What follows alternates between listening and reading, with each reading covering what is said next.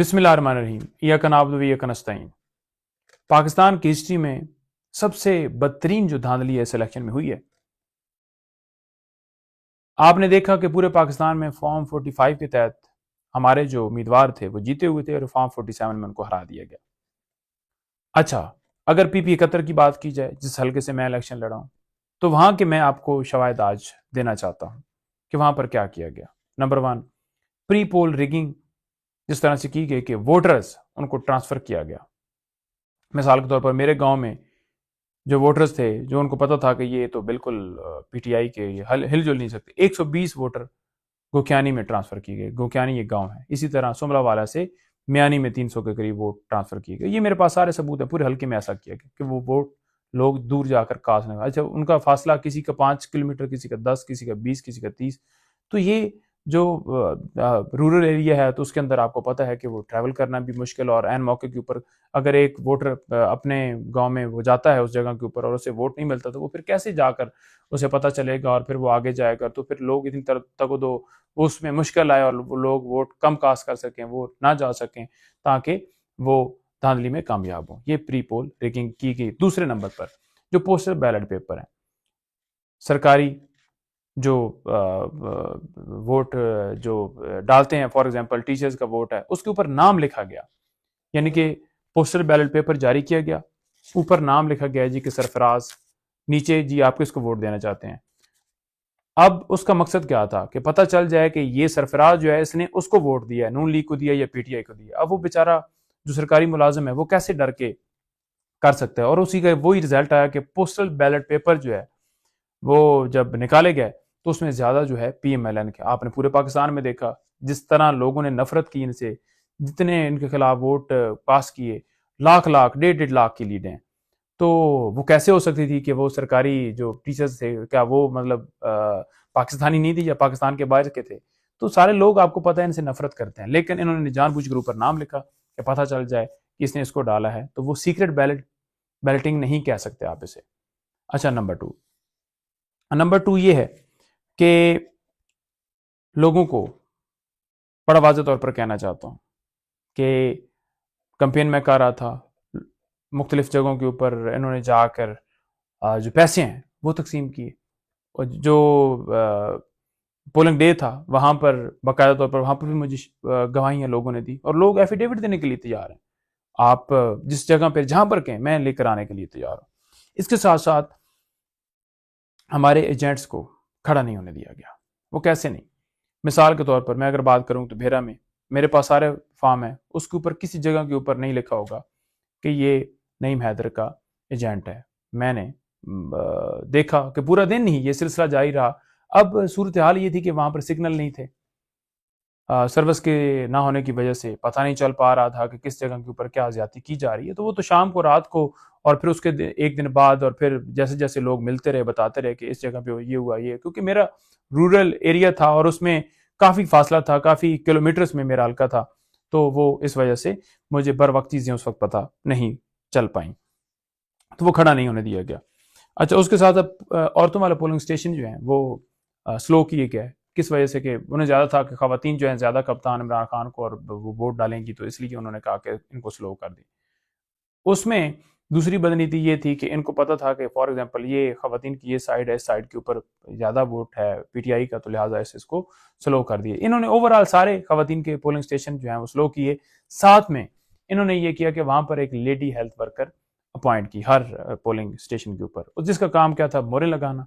जिसका दूसरा काम क्या था कि जितनी खवातीन जाती थी वहाँ पर वोट डालने के लिए, जी आपने शेर को वोट देना है, आपने शेर को वोट, और वो वहाँ पर हमारे पोलिंग एजेंट्स ने पकड़ी और उन्हें कहा कि आप ये क्या कर रही हैं। तो फिर उन्होंने कहा जी नहीं नहीं नहीं नहीं, हम तो वैसे कर रहे थे, ये कर रहे थे। वो इस तरह खवातीन सारी नाफिज की गई थी, और वो भी मैं बिल्कुल बयान हल्फी देने के लिए वो लोग तैयार हैं बिल्कुल, और आने के लिए जहां पर आप कहें।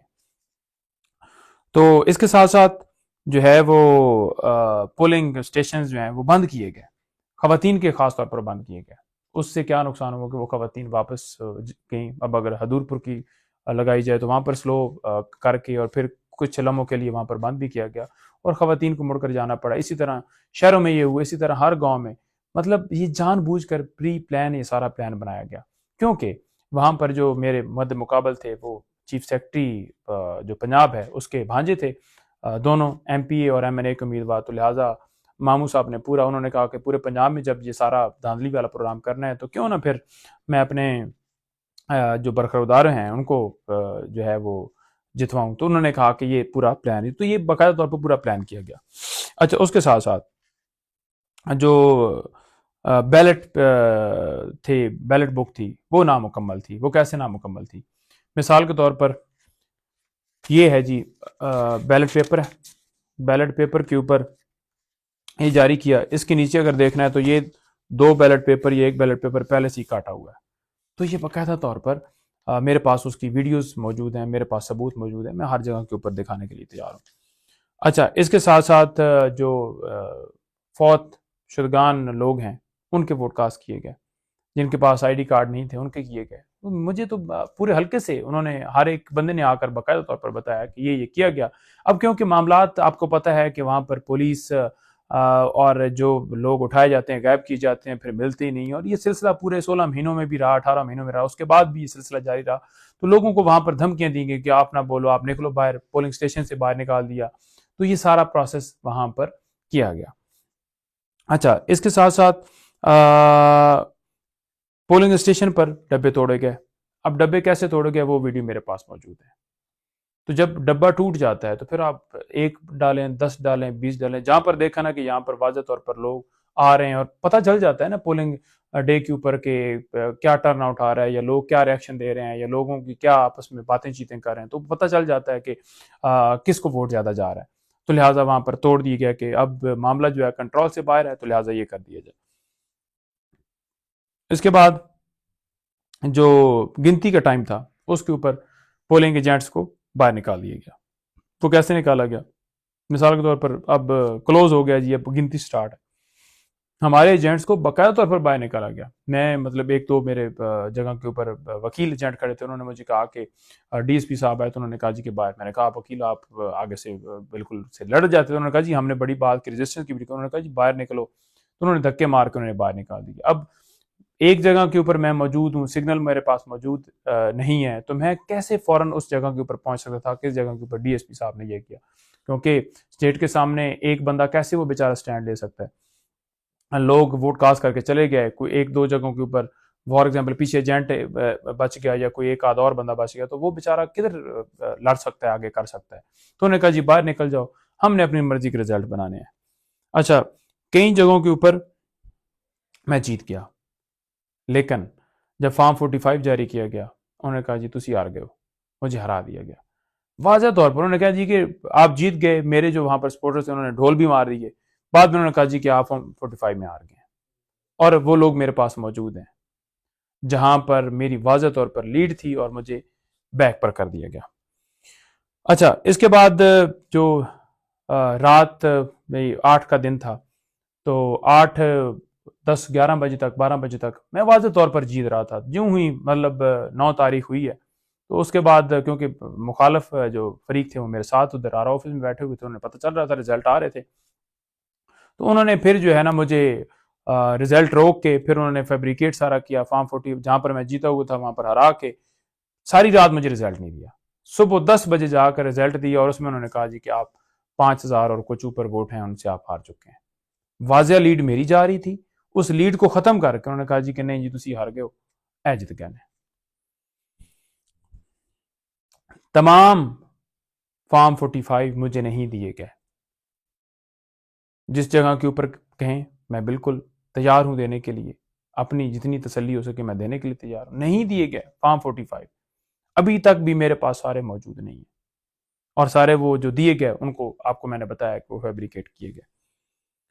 अच्छा, उसके बाद जो है जो फॉर्म 45 मेरे पास आए हैं, मेरे पास सारे मौजूद हैं, मैं एक एक दिखाने के लिए तैयार हूं। किसी के ऊपर लिखा हुआ ही नहीं है कि ये पोलिंग स्टेशन कौन सा है, और किसी बैलेट पेपर अपना फॉर्म 45 के ऊपर मेरे जो एजेंट्स हैं उनके साइन नहीं है। अच्छा, उन्होंने खुद साइन किए हुए हैं, फैब्रिकेट किए हुए हैं, 2-2 दफा साइन कर बैठे हैं जल्दी की वजह से, और उस पोलिंग स्टेशन के ऊपर वाज़ेह तौर पर दूसरे उम्मीदवार जो नून लीग के थे उनकी लीड बनाई की है।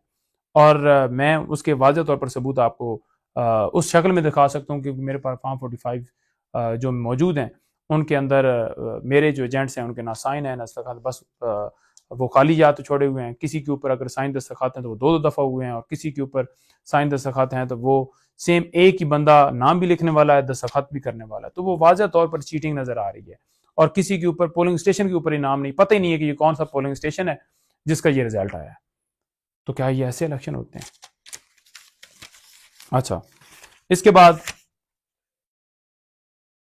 जो है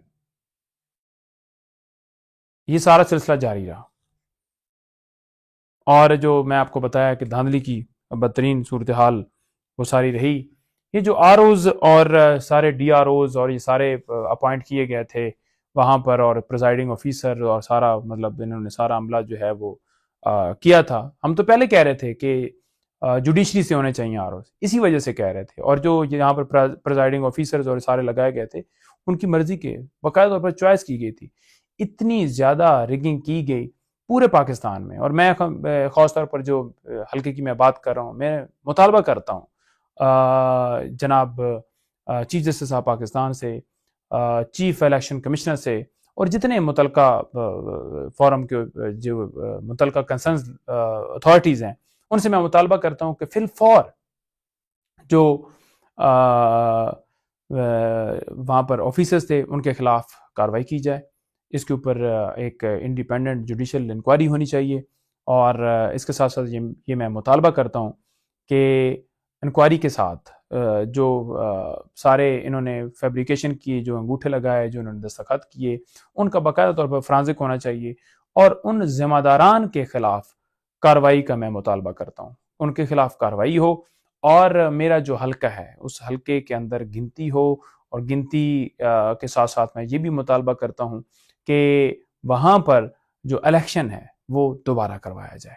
उसकी रीज़न ये है कि जो इन्होंने जितना इनसे हो सका वो इन्होंने पूरी धांधली की, और वहाँ पर बाकायदा तौर पर नेशनल और इंटरनेशनल मीडिया के लोग जो हैं वो सारे उस हल्के के अंदर, उनको मैं इनवाइट करूँगा और वहाँ पर वो ऑब्जर्व करें। वहाँ पर हर पोलिंग स्टेशन के ऊपर जो है वो मीडिया के एक बंदा वो खड़ा किया जाए, जो सारा ये उस दिन का प्रोसेस जो है वो लाइव दिखाए, चलाए, रिकॉर्ड करे, ताकि आपको पता चले कि जब रिजल्ट आएगा तो आप देखेंगे कि किस तरह इन्होंने बदतरीन जो है वो धांधली करके हमारी जो है वो सीटें छीनी गई। ये पंजाब के अंदर ही नहीं, ये जो है वो सिंध के अंदर ही नहीं, ये खैबर हर जगह के ऊपर, ये हमारे सूबों में, हमारे वफाक की जो नेशनल की सीटें थी सारी इन्होंने छीनी है। और अगर आप वाज़े तौर पर देखें तो 180+ सीटें जो हैं वो एनए की हमने हासिल की, लेकिन इन्होंने धांधली के जरिए, आपको पता है कि फॉर्म 45 जीते लोगों को कहा कि नहीं जी आप हार गए। और इसी तरह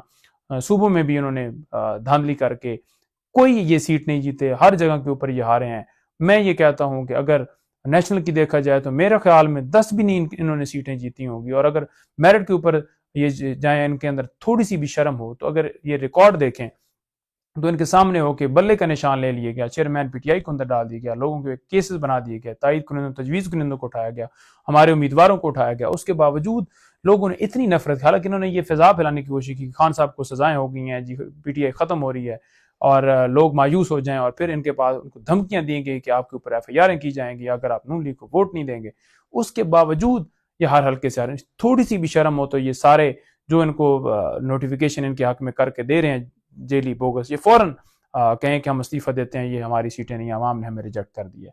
लेकिन गैरत जो है, हमारा दिलाना हक बनता है। अब गैरत इनमें आती है नहीं आती, ये उनके ऊपर डिपेंड करता है कि वो गैरत वाली रोटी खाते हैं या क्या करते हैं।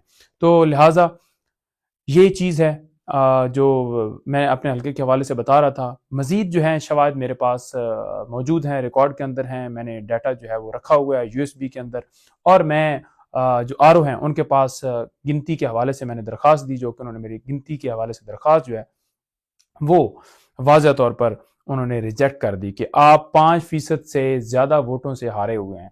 तो उन्होंने मेरी रिजेक्ट की। मैं इलेक्शन कमीशन में गया, उन्होंने भी मेरी रिजेक्ट कर दी इसी बुनियाद के ऊपर। हालांकि मैं जो ये इन्होंने जानबूझकर एक बनाया है ना फार्मूला के 5000 समथिंग के सिर्फ और सिर्फ ये 5% वाले कोटे में ना आए, तो ये भी इनकी बदनीति थी। लेकिन अगर देखा जाए तो ये खुद भूल गए जो जिन वोटों से मुझे हरवा रहे हैं, वो अगर देखा जाए तो वो 5% वोट जो है वो नहीं बनते, उनसे ज़्यादा नहीं बनते, बल्कि उनसे ओवरऑल टोटल जितने वोट कास्ट हुए हैं उनसे वो कम बनते हैं। लिहाजा ये जो डाका डाला गया है अवाम के मैंडेट के ऊपर, मैं बिल्कुल किसी सूरत भी उसके ऊपर कंप्रोमाइज़ नहीं करने वाला। ट्राइब्यूनल में जाऊँगा, हर जगह के दरवाज़ा खटखटाऊँगा, सोशल मीडिया पे बात करूँगा, इलेक्ट्रॉनिक मीडिया पे बात करूँगा, हम रैलियाँ भी निकालेंगे, हम एहतजाज भी करेंगे, हम हर फोरम के ऊपर